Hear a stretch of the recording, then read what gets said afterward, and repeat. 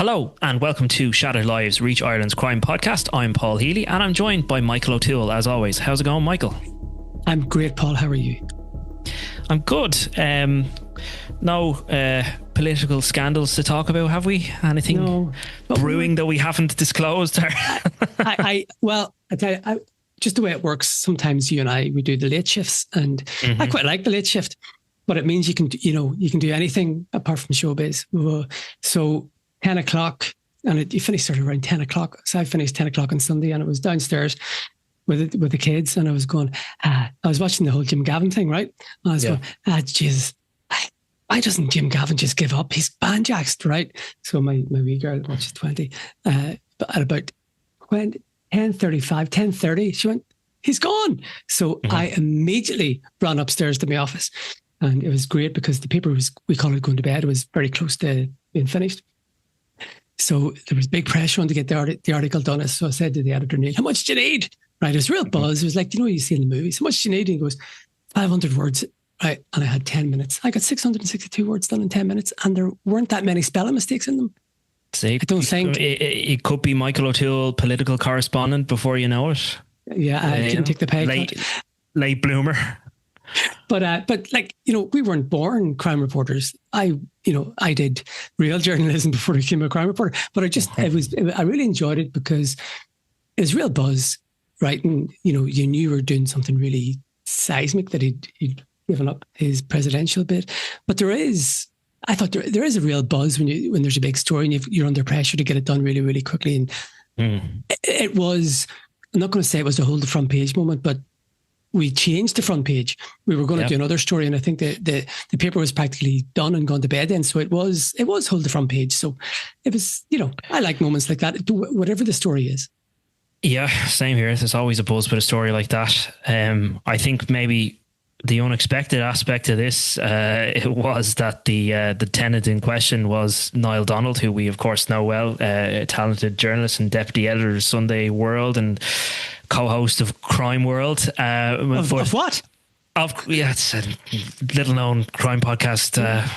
Anyway, but I think the backstory of this is worth talking about as well, because it kind of became a dirty little secret known amongst journalists who were the worst gossips, by the way. Like, of course we are, because we love information and we love information being leaked to us. So it got out pretty quick. Poor Niall, unfortunately, whether he liked it or not, that he was the tenant in question. Somebody messaged me on Monday afternoon to say, who the tenant is? And I said, no, Niall Donald. They went, me pink.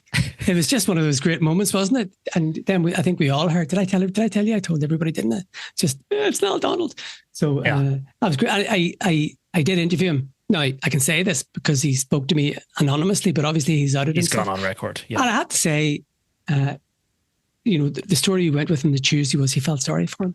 And I have to say, like, I've known Niall he used to work in the Star group. Well, in around 2009 when this thing happened, he was working with our now defunct Star Sunday. Lovely fella.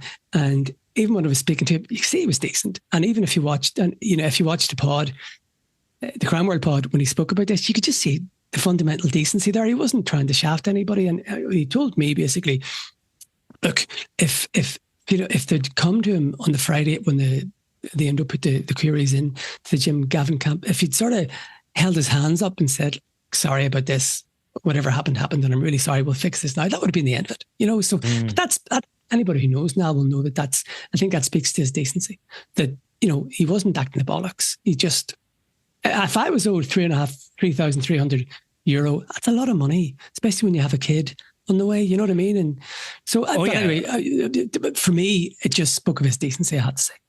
And I think a lot of people who watched the pod would say the same thing. Yeah, I watched it. No, it was great to hear the whole story from start to finish. But you really got a sense of, like, 16 years ago, he was in a different financial situation, and that's a lot of money when you're renting, and it seems that he went through all the right hoops to try and get the money back, and he was shafted by Jim Gavin, And I know that there's still an ongoing dispute with Jim Gavin over the facts of this story now. Even now, he's backed out of the race. So never expected to be talking about politics, but it's just interesting that the world of politics and crime have collided in a very unusual way. And I just loved I love breaking stories. Or when stories break later on of an evening. There've been plenty of crime stories that we've had that have broken it. I've done stories at 5 to midnight. I've done stories at 5 past midnight, and there is a real buzz. But I never thought I'd be writing about another crime reporter like that in that way. But sure, that's journalism for you, isn't it? It's all very exciting. No, and I'm sure no journalist likes to be at the centre of a story either, you know. So, in fairness, Niall has handled the whole situation with grace, and he's been just upfront and honest about what happened to him. Hopefully he gets his money back. Hope so. With interest, maybe? Oh, no, I'm not going to start that. Jesus. Anyway. Let's turn to crime, which is the subject matter we know best. I wasn't want to talk about an ongoing case in relation to the family members of murderer Jozef Puska, who everybody knows is the person who killed Aisling Murphy in 2022 and is serving a life sentence in prison for that. But this has been an ongoing trial for some time, which we have been often accused of not covering, but we have covered. It's gotten to the point now where the family members in question, that is the brothers of Jozef Puska and their wives, were convicted following a trial by a jury. And it subsequently emerged that pre-trial, his wife, Jozef Puska's wife, she pleaded guilty, in relation to her charge, which was withholding information that could have led to his prosecution. Did Puska, did he effectively confess to the wife? Was it? Yeah, he did. I mean, so this week was the first time that we actually heard in detail what the evidence was against Miss Lucia Istakova, sorry, I didn't get the name right, who is the partner, the wife of Jozef Puska. So the information came out for the first time about what she told Gardaí in her interviews. So she did 5 voluntary interviews with Gardaí in January of 2022, within days of the murder. And she initially didn't tell them a lot, kept quite quiet, and said that Jozef came home to the house in Line Alley Grove in Muckla, that she was in bed at that stage and that she didn't see any injuries on him. In subsequent interviews then, she admitted that yes, she did see that he had visible injuries, and he told her, I didn't mean to kill that girl, and that he needed to get out of there. So she didn't volunteer that information initially, but she eventually did tell Gardaí that this is what happened, that her husband was trying to get out. He ultimately did go to Crumlin to his parents, and then, you know, due to the injury that he had, self-inflicted injury, he then ended up in the hospital. But it was significant that she admitted to Gardaí about the injuries and the confession effectively to murder, and that she withheld that. And once she admitted that, she basically admitted to a crime, which was withholding information that could have led to her husband's prosecution. Have they all either been convicted or admitted to that offence? That's the offence that they were all facing effectively. Yes, but in different iterations. So Lubomir and Marek Puska were found guilty by a jury. They pleaded not guilty in relation to withholding information to do with seeing Jozef at the house that day with injuries, their knowledge of the bike, and their knowledge of that the clothes that he was wearing were burned. An instruction was given by Jozef Puska, which was then... the two brothers then told their wives, Viera Gaziova and Josefina Grunzova, to burn the clothes. So those two women admitted, ultimately they were arrested, and also admitted to withholding information and to burning those clothes, the clothes worn by Jozef Puska when the murder was carried out. And they admitted that he did tell them that he had harmed a woman, that he had stabbed a woman, although their version of events at the time in January 2022 was that their brother Joseph told them that he was trying to kill himself, and that in the process Aisling Murphy came over, was trying to get him to stop, and he accidentally stabbed her, and that he wasn't sure whether she was dead or not. They now accept the verdict of the court. They are not appealing, they say, and they have apologised, all of them in their own way, via their solicitor, via their barrister, in court, to the members of the Murphy family who were present. I note that, and I was sitting in court, so Aisling's mother, father, brother and sister and other supporters were all there in court, where they heard for the first time, I suppose, through a barrister, these supposed apologies for what had happened. So you know yourself, Mick, and we just explained to people that this was a sentencing hearing, so you're hearing all at length all of the evidence in the case. And in particular for Lucia Istakova, the wife of Jozef Puska, because she pleaded guilty, this is the first time any of that evidence was heard in relation to her case. And there was very, very interesting mitigating evidence given by her defence barrister, pleading for her not to be jailed, to give her a suspended sentence because she is the mother to Jozef Puska's children. And it was very interesting and kind of heartbreaking to hear that she has not been able to explain to the children why their father is gone, what happened, despite the fact that she brings them to prison to visit their father. She has not explained to them what actually happened and what's transpired here. And in pleading her case not to be jailed, she said that she was worried about their future and how they would be taken care of, although it was admitted that the grandparents were saying that they were willing to take care of the children, all the children in this case. And I think there are a lot of children that were living in that house. There's upwards of 20 people that were living in that house in Line Alley Grove. Wow. So a lot of people. And in relation to Lucia Istakova, there was a lot of mitigating evidence in relation to, the role of a woman within the Roma community and how she was expected to cook for everyone in the house.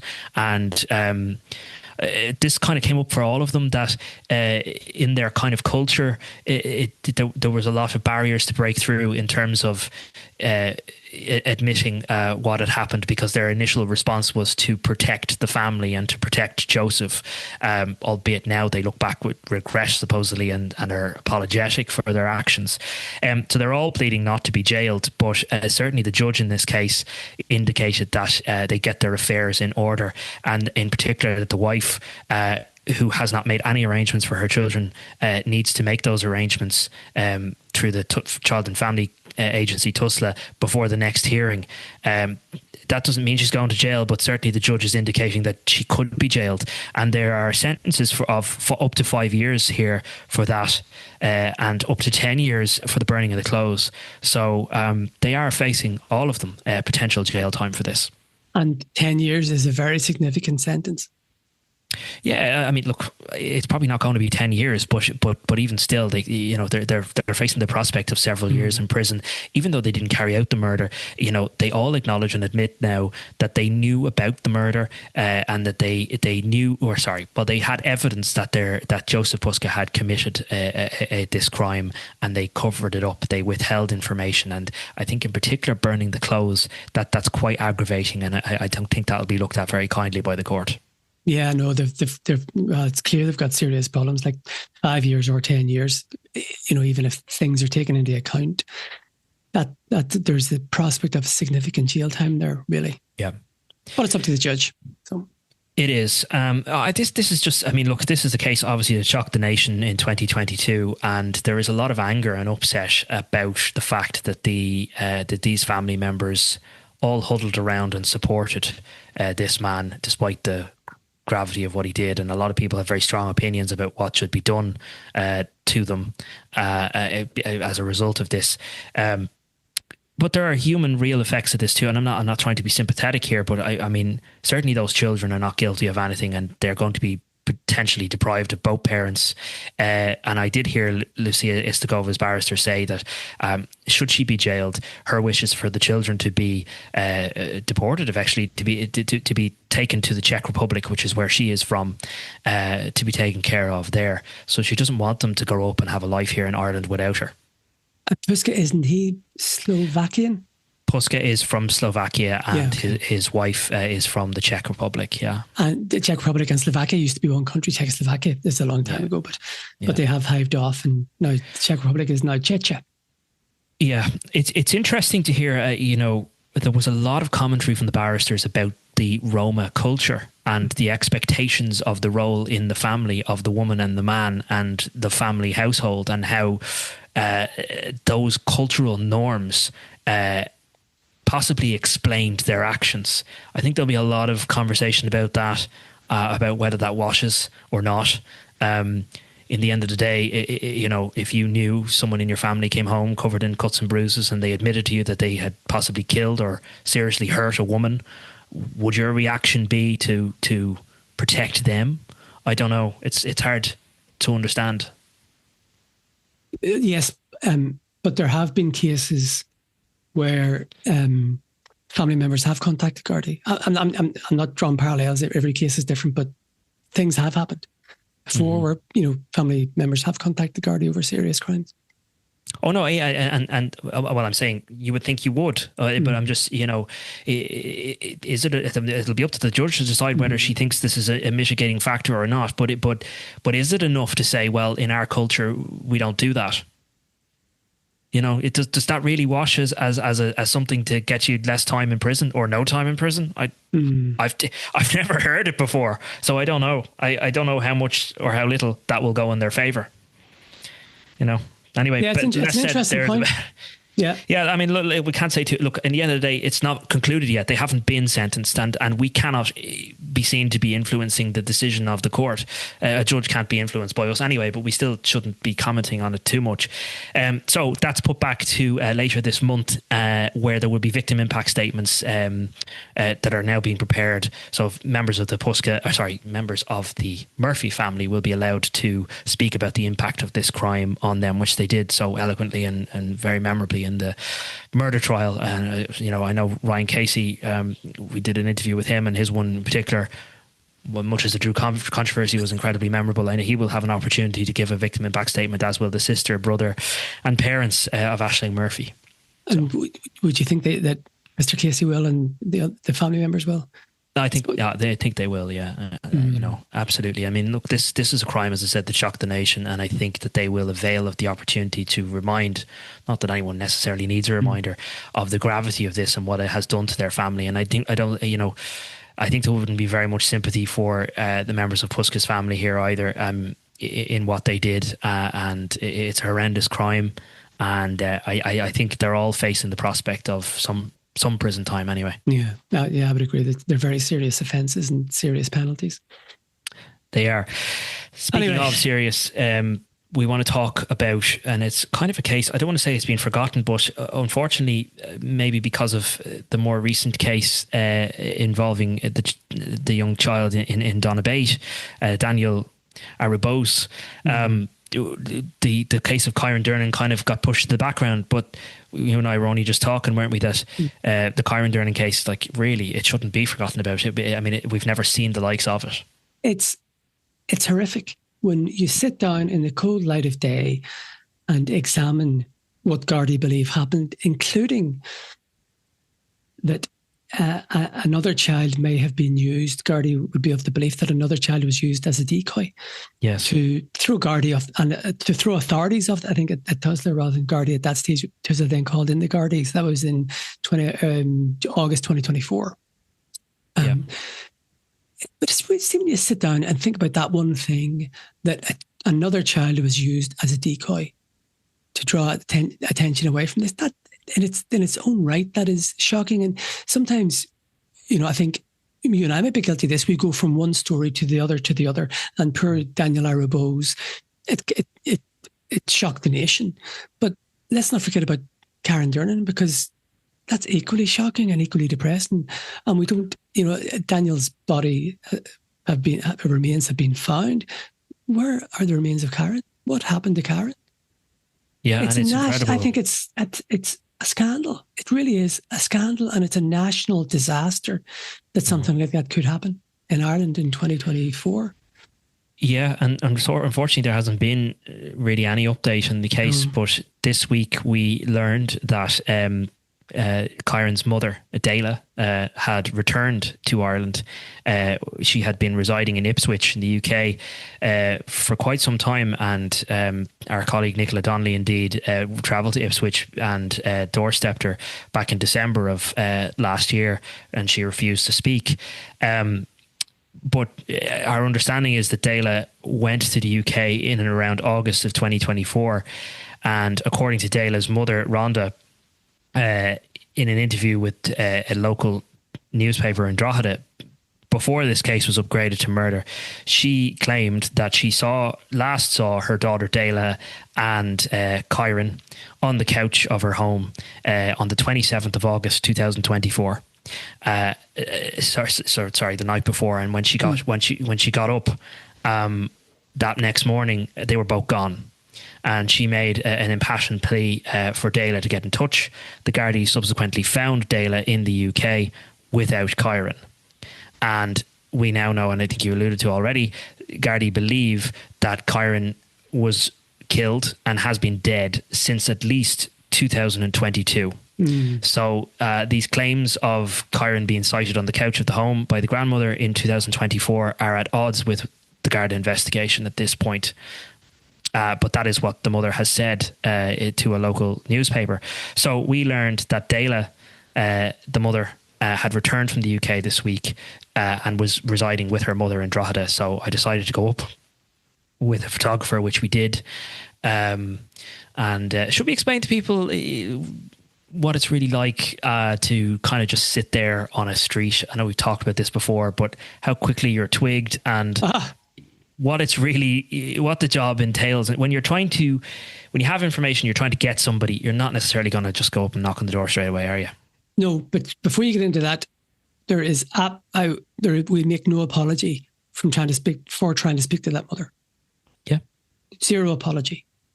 It's journalism, and we are supposed to ask people hard questions. But getting back to your question, in a built-up place like Drogheda, it was pretty built up. It's a built-up area of town, isn't it? Yeah. I'd say you were spotted within 5 minutes, were you? Oh yeah, and everybody there knows at this stage. Journalists and photographers have sat on that street numerous times. So in actual fact, while I was sitting there, and listen, I'll say this, people can actually agree with this man if they want, but we were parked up outside this gentleman's house, and I heard him speaking to his wife or partner, and he said, Jesus Christ, have they not got anything fucking better to do? And I went, maybe he has one. But no, I do believe, and I, like yourself, I make no apologies for trying to speak to this mother. This mother has genuine questions to answer. This case is unsolved, and the fact that she is back in Ireland from the UK is significant, and we wanted to capture that moment and to try and speak to her. We knew that she was being evasive and that she wasn't going to just come to the door, and you and I know more times than not when you're trying to speak to somebody, they're not going to come to the door and you ring the doorbell. So we were trying to get her out and about in a public place and approach her and speak to her, and that is why we were sitting there for hours on end before we eventually had some luck. It is quite boring, isn't it?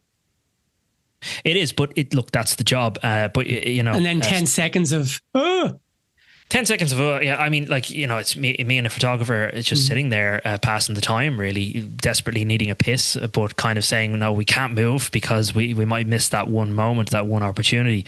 That has happened. It's Sod's law. You need to go to the jacks, and you go, right, I'll be 5 minutes, and you come back. That's it, gone. So it does happen. And have you ever had, say you're staking out number 19, but you're not parked at number 19, you're parked a few doors down or half a street away. The snapper could go long, as they call it, use the long frame. Have you ever had people knocking on your door going, what are you doing? Oh, all the time, yeah. Oh, yeah. And I've had guards called on me as well. Oh, I've had that, yeah. I've had English police officers called on me and had that. And yeah, they do, and people do call the guards, and people do call the police. Do you know what?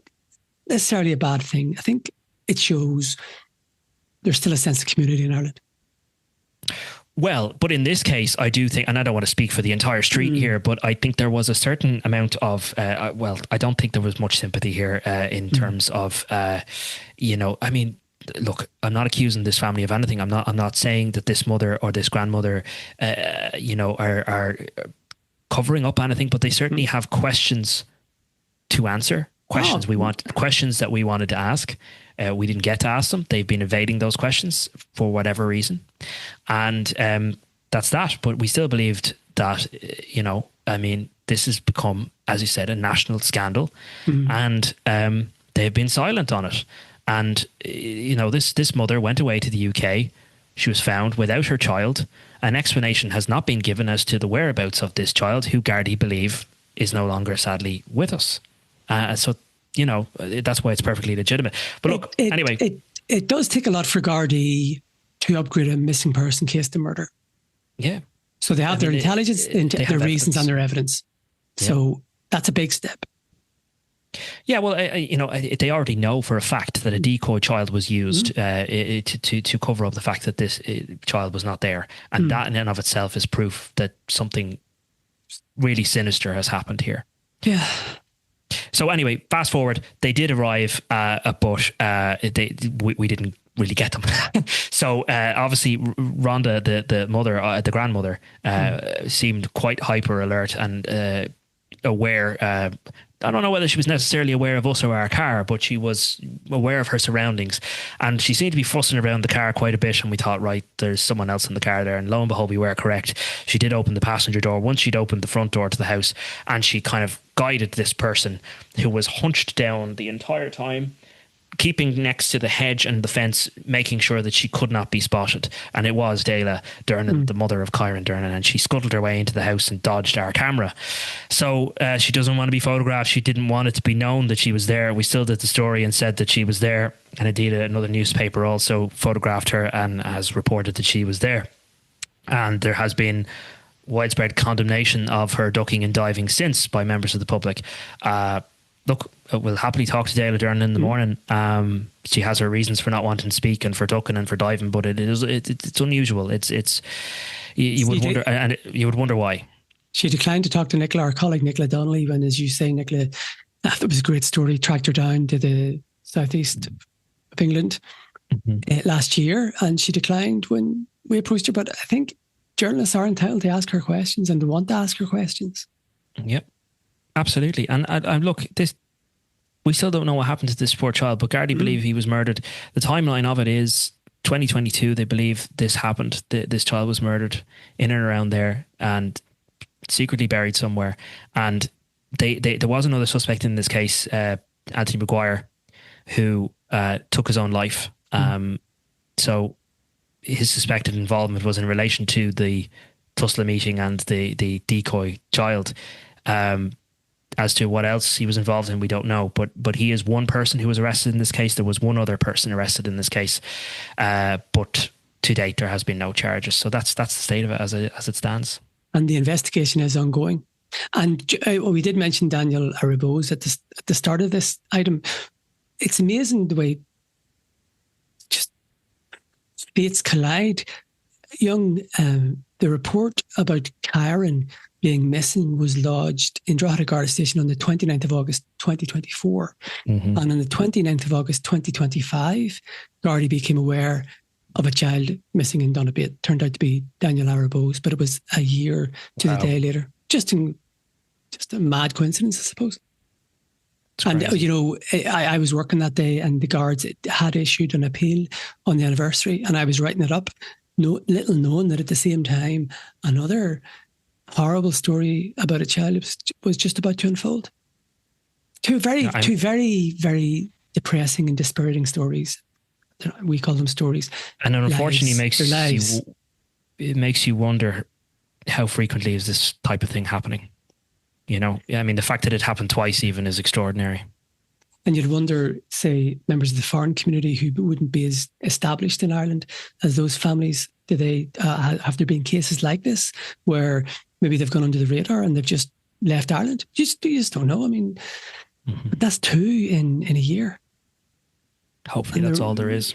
Horrible, really, really. But look, horrible. In the case of Daniel, I mean, they found Daniel's remains, albeit I think they're still ongoing, but they're satisfied that they found Daniel's remains. At least there is some form of closure in that, but they have not determined the cause of death, and so that's caused a complication in terms of arrests potentially in that case.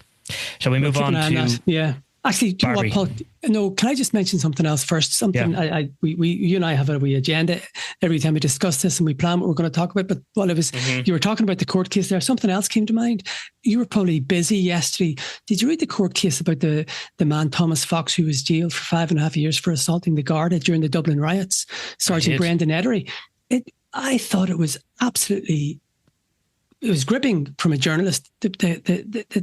What that Garda sergeant endured that day. He was, treated appallingly by a mob.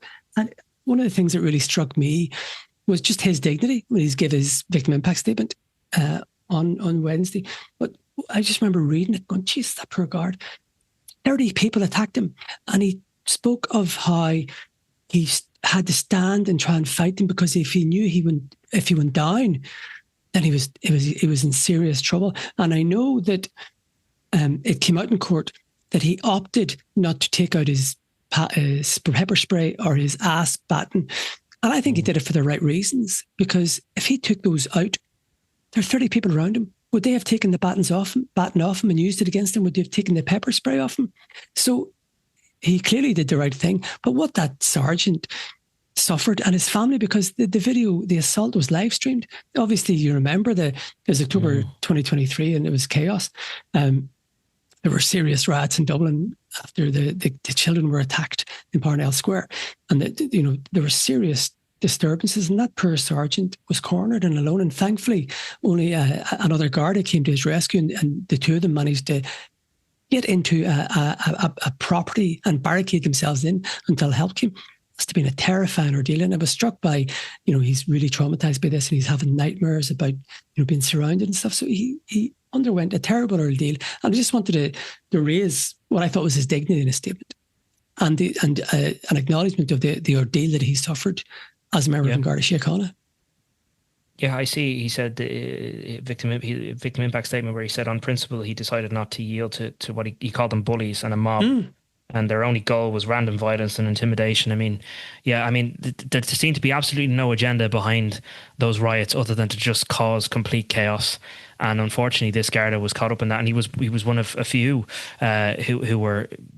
Remember the cars set on fire and everything. It was a horrible, horrible day.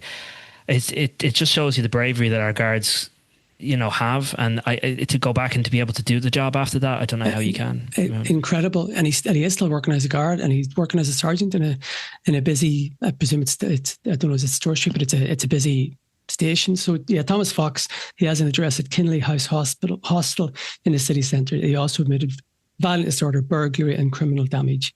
That was in relation to a bus that was set on fire. So, look, I just wanted to mention that Garda sergeant because he went through a terrible ordeal and he sounded very dignified in the court copy anyway. So. Now, lads, that is proof of how live we are, because we have an agenda, but Mick went off script and we still nailed it. So, I always go off script, unfortunately. Back on script, want to briefly mention Barbie. I don't want to talk about Barbie for too long because we talked about Barbie last week, but we'd be remiss if we didn't talk about Barbie Kardashian. I spoke to Barbie Kardashian. We did an interview, if I can call it that, over the end of last week. Barbie had been released from prison, as people may recall, having served a 5-year sentence for threatening to kill and rape her mother. So Barbie, obviously previously was known as Gabrielle Alejandro Gentile, changed their gender legally through the Department of Social Protection. Whether you have an issue with that or not, I don't care. I'm not here to give out about that. But I did an interview with this person who is a dangerous, violent thug. And that is why it's of public interest to me. Anyway, I don't know about other people. And Barbie doubled down on threats that were made to parents and to the governor of Limerick Prison and to a female prison officer. Really horrendous threats that were made right outside the prison. And people can joke and laugh and say, look at the state of this person and what a joke. And oh my God, isn't it shocking? Or why are you giving them attention? I mean, they're really horrible threats that were made. And it's extraordinary to me that as of the recording of this podcast, don't believe that there's been any arrests, despite the fact that there are clear threats to kill that were made. Don't know if they've been taken massively seriously, but look, I don't know, hopefully they are. Kardashian is an extremely dangerous person. And I've seen Kardashian on social media and all that sort of stuff. And I'm not making light of it, but all I say is Kardashian is an extremely dangerous person. And I don't think people should lose sight of that. Exactly. And that's where I would draw the line in terms of that public interest in it.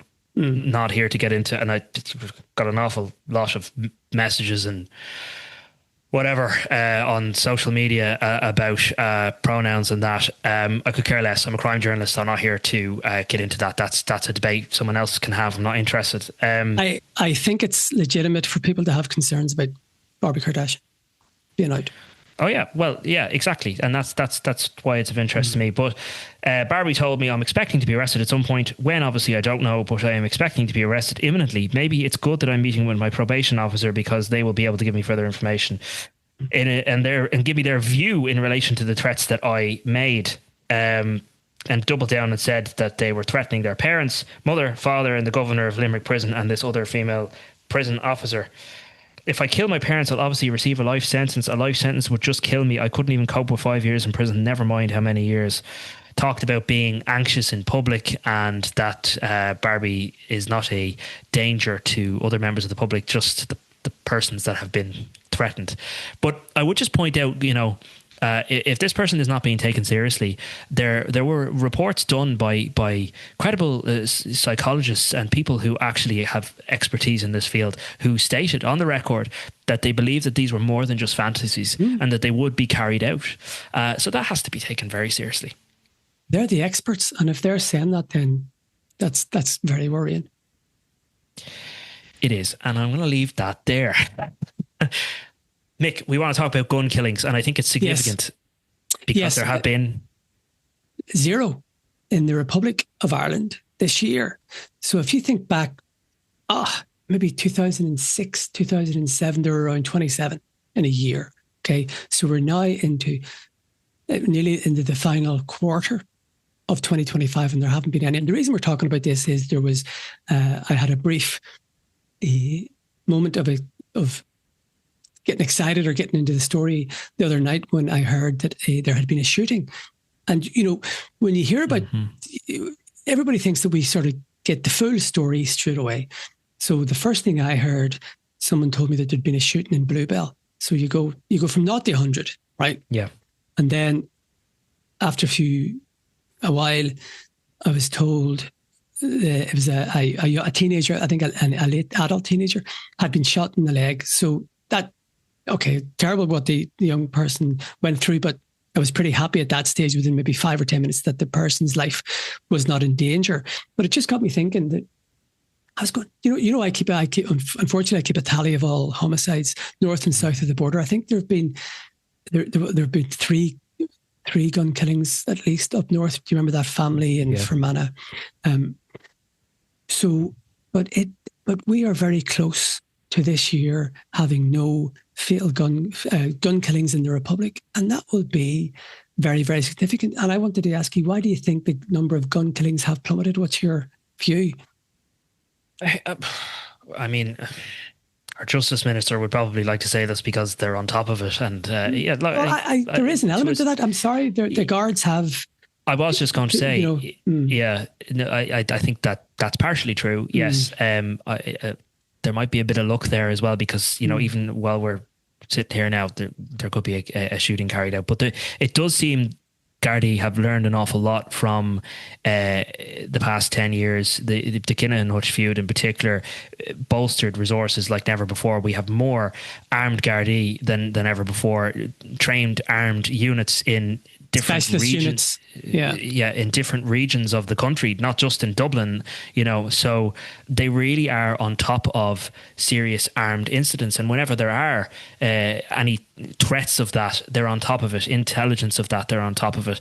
I think only recently, I'm just thinking off the top of my head, there was a recently foiled hit in Dublin where 2 young guys were caught in a car with what looked to be a 3D printed gun and body armor. So, that's an example of how they just are on top of it. They're much more on top of it than they are before. But I think also a little bit of luck has come into play as well. And I also wonder, have criminals realised, let's just make our money, but don't need to get involved in feuds. Now there are, and look, but also look at the people who are behind bars. There's 70 odd criminals associated with the Kinnahan gang, for example, are in custody. But, you have Finglas criminals who are in prison.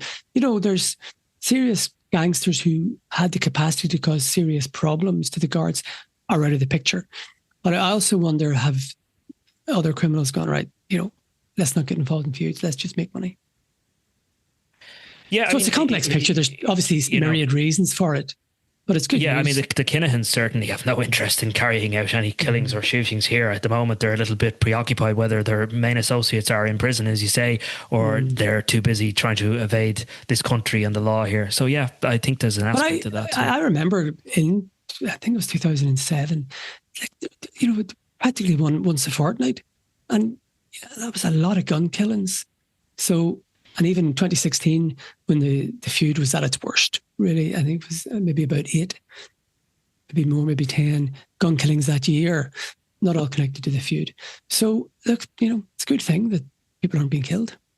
Mm-hmm. Briefly, let's talk about the budget. Yes. So, the budget day is always the best day for crime reporters because we do nothing.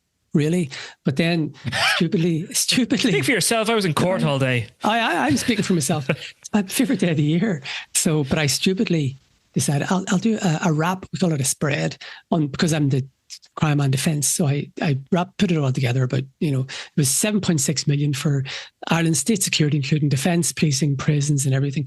So I just thought there were a couple of interesting points. The Garda overtime budget, all the guards listening to this will be happy. It's gone up by 19 million euro for next year. And that's going to bring it up to 169 million euro, which is a lot of cash. There's 14,400 Gardaí in the force. So people can do the sums. But, joking aside, the reason why there's overtime is because Gardaí are stretched. So overtime is the classic release valve, isn't it?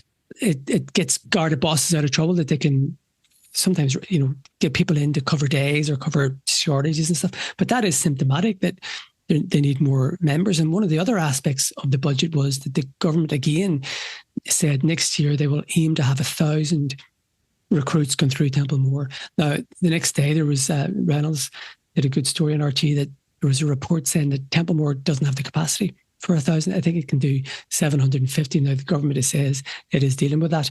But every government sort of says, yeah, we're going to do 1,000 extra guards this year. I don't think it's ever happened. And I can't see it happen. They want 5,000 extra guards going through Templemore in the lifetime of this 5-year government. I'd be very surprised if that happens. No, I mean, the job, they've just not made it attractive to people. I mean, I know there's a campaign and they're trying their hardest and we do need more guards, but, the amount of resignations, I mean, you're keeping track of them all the time. This is not a job for the faint-hearted. No, and and there are resignations and there are also the issue of retirement. So once you do your 30 years or a certain age, you can go, and a lot of people are availing of that. And can you blame them? If you do 30 years on the streets, isn't it in New York, you get your pension after 20 years? Wow. I think it is. So, it's a tough job. Speaking of which, and this would be the view, I'm sure, of many members I've seen, Mark Ferris of the GRA, the Garda Representative Association, he's speaking about the Garda College, and he said, how can the government be serious about law and order, increasing Garda numbers and bringing the force into the 21st century if a 19th century campus is still the sole training centre for recruits? So, I mean, that's his viewpoint as well. I mean, how old is it? I mean, Templemore is just an ancient building at this stage. I think it was a British military barracks. Have you ever been down there? I have, yeah. Yeah, it looks like a square bashing, and obviously it's been modernised. But I sort of got that. I'll have to check, but I think it was like McKee Barracks in Dublin. There were lots of Clancy Barracks, lots of British military barracks. I must check that out, but it has the feel of a former barracks or something. So, look, there's 14,000. There's 14,400 guards, which is an improvement, and it's getting there. But you got to remember that there have never been as many specialist units. And if you join a specialist unit, you leave what's called the regular, so uniformed Gardaí. So look, it's great that there are specialist units. It's great that their number of guards are increasing, but people need to realise it's a finite resource. And didn't somebody say that the real figure that there should be is 18,000? Or I think actually Drew Harris said that. Oh. So a long way to go. But to be fair to the government, they are working on it. I just think 1,000 in a year was a bit optimistic. I'm fed up. I don't know about anybody else, but I'm sick and tired of hearing politicians saying we need more guards on the streets. For God's sake, we've been saying that since time immemorial. Now I'm listening to the presidential candidates saying it. What the hell are they going to do about it? Absolutely seriously. Diddly squat. Anyway, that's as much as I am getting involved in the world of politics, but Okay, we'll leave it there, Michael. We will, and I think you might be flying solo next week. I'm away, going overseas on a job for a couple of days. I might not get into the details, but I'm looking forward to it. Good stuff. 007. We look forward to hearing from you. 006.5. All right. Thank you. Cheers.